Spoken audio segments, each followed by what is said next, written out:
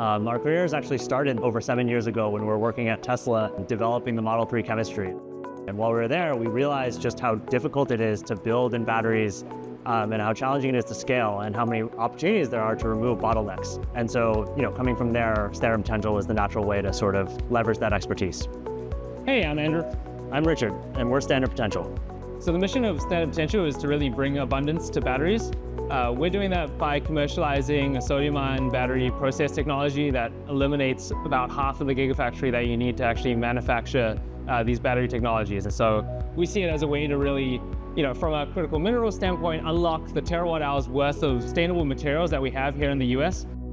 So at a very high level, sodium-ion offers a few advantages over lithium-ion batteries. Intrinsically, they're safer at the cell level. They also provide higher performance over a wider range of temperatures. They're also advantageous from a supply chain perspective, so they use fewer critical minerals than lithium-ion batteries do.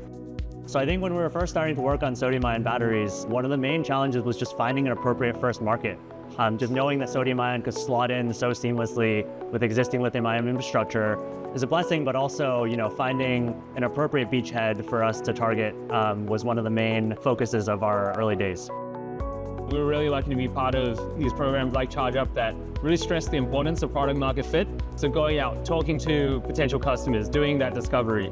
I think that really helped us sort of zero in on what could be a first market. And so we came in with a technology, developed some hypotheses, and ultimately, found our first paying customers. And so really excited to see where that takes us. Yeah, and then, further into the future, we have our first kilowatt hours of cells out there, megawatt hours really soon.